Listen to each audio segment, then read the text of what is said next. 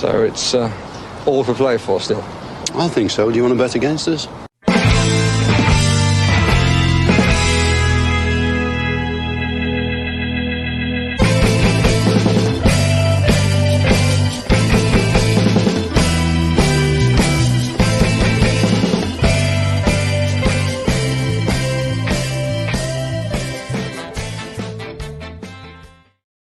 Hello, Aston Villa fans, and welcome to Series 3, I suppose, or Episode 3 of this series of the Champions League files, where we look at the teams that Aston Villa will encounter in this year's Champions League. And today, we want to have a little look at Bologna. An interesting team. Obviously, this is their first time in the Champions League as well, like ourselves. Yet another team that we're going to be facing that has a new manager. Their manager moving on to pastures new, and we will speak about that. We'll speak about what Vincenzo Italiano does with his team throughout the course of this as well.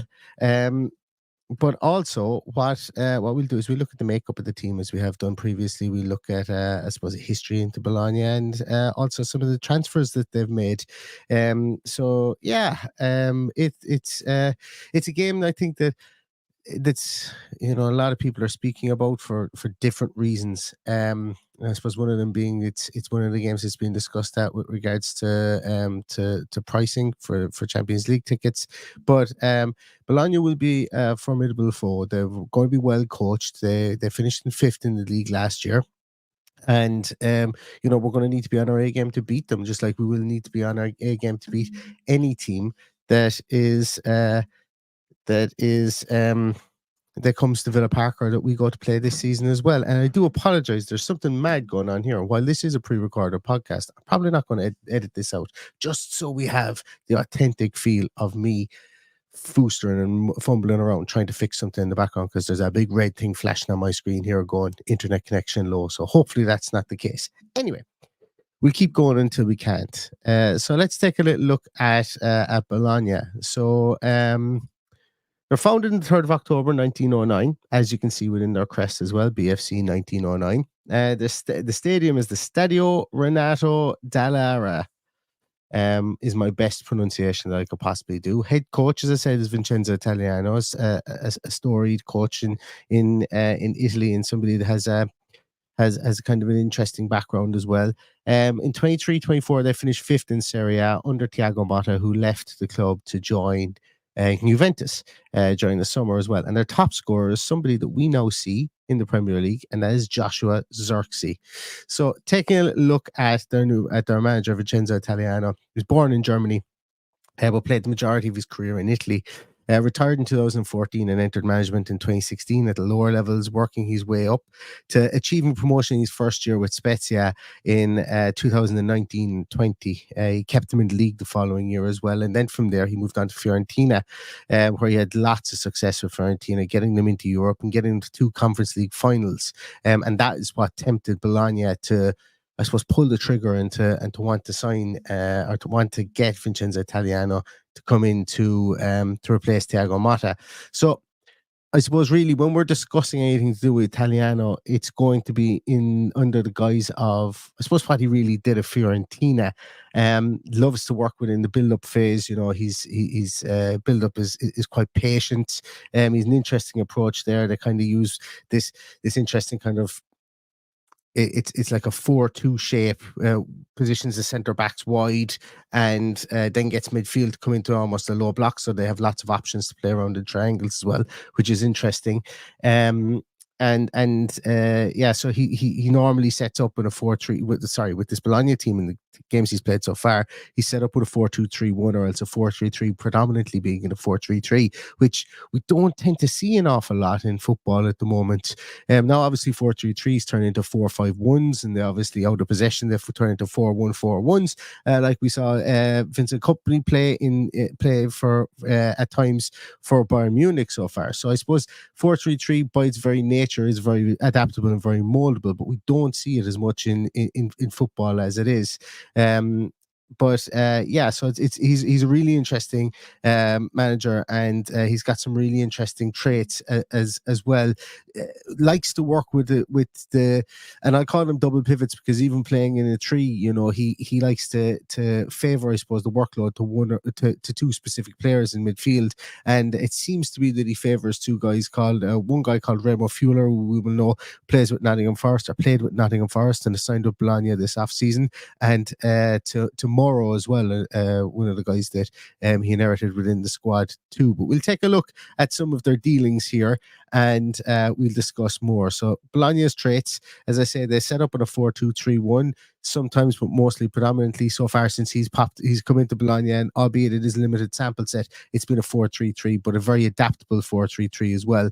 Their transfer ins this transfer window have been the big ticket signings for them, being two strikers, and that is Thies Delinga and Nicola Cambiaghi as well, both coming in for over the 10 million euros mark. They brought Emil Holm as well in, another attacking minded right midfielder from Spezia. Martin Ehrlich came in as a centre half from Sassuolo. Very highly thought of Martin Ehrlich, but never really kicked on, I suppose, and was relegated with Sassuolo just last season as well.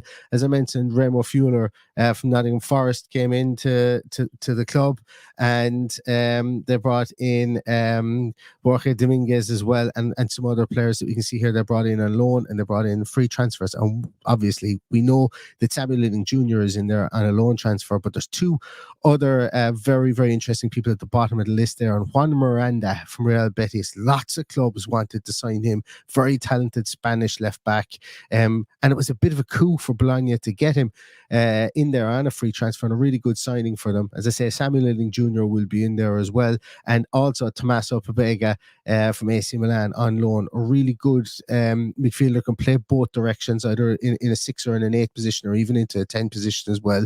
Somebody that has kind of got lost in the merry-go-round in AC Milan, and I think will have will be very pivotal, I think, for this team. And when we look at the team, that when we look at the setups, the potential setups that we have, I haven't put in players the likes of Samuel Liding Jr. or Pobega in there, or even, to be honest, Cambiaghi or Delinga, because I'll be honest with you, we just don't know where they're going to play. I can have a guess at where they're going to play, but I have nothing that I can prove so far, because the manager is in his infancy with the club, and these guys all signed relatively late, I will say, in the transfer window. I'm not going to say it wasn't massively late, but relatively late. So the sample set really isn't there for where they will play. But a nice, a better than nice, should I say, array of players that they have there, and some really good depth, I think, within their squad too, that they can bring in.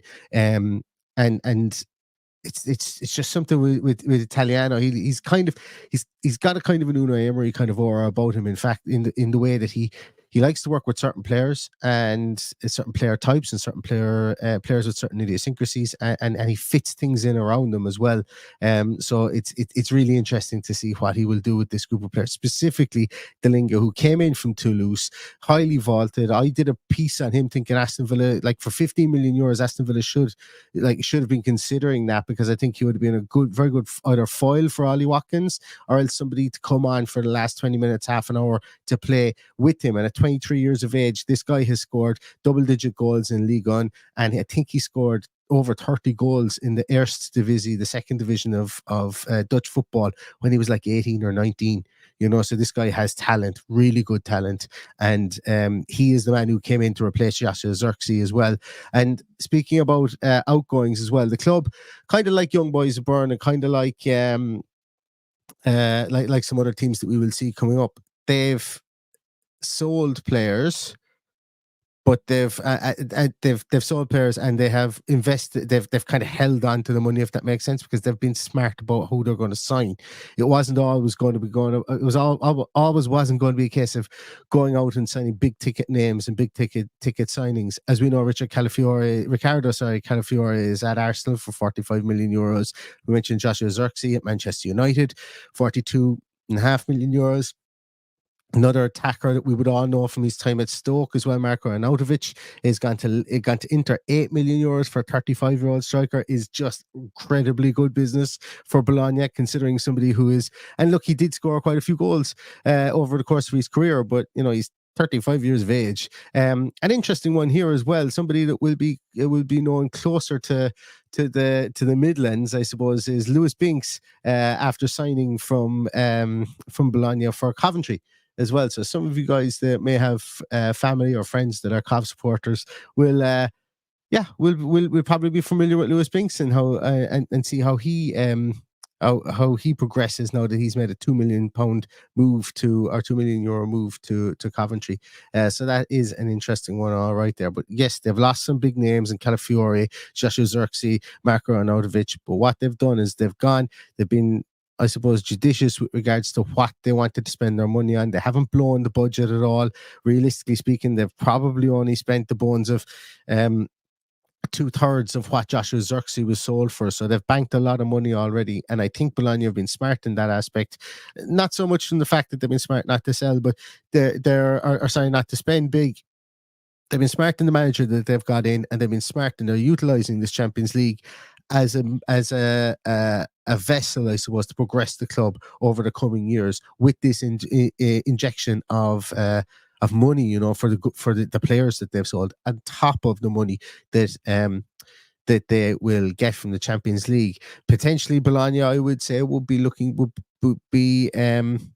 focus on on Serie A this year, but Serie A is going to be really competitive this year. There's a lot of money spent there. As we know, Juventus have spent a lot of money. AC Milan has spent some money this year. There's teams, Roma have spent some money. So there are teams that are really gunning for Serie A this year. But Bologna, being a surprise outfit, I suppose, to get into the Champions League last year, are doing this in a more frugal manner, and they're trusting the ability of their manager, just like Aston Villa trust the ability of Unai Emery as well.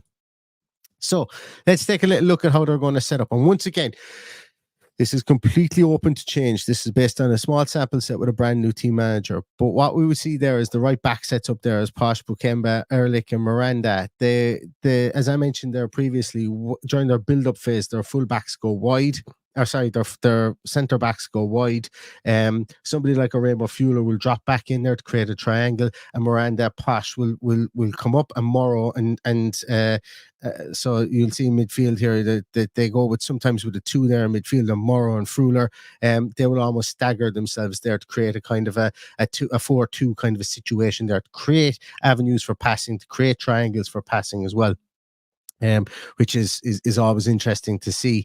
Their build-up play it's not helter-skelter, but he does like to allow his fullbacks to attack, and to get forward, and potentially, with Samuel Ealing Jr., where he fits in within this team, I think will be further up the field, which is even going to be more, which is going to be more interesting, I suppose, if we do get to see that.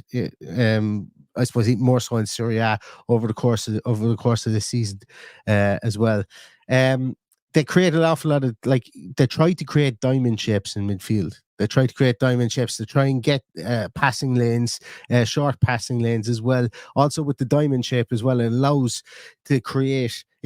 you to suck the midfield forward into maybe pressing high. And if you have that top of the diamond in a short space, I'm not saying that the top of the diamond is behind the strikers, but in that short space, if you're playing the ball out from the back, it allows you then to go over a high press as well, which is something that Aston Villa and lots of teams were caught out.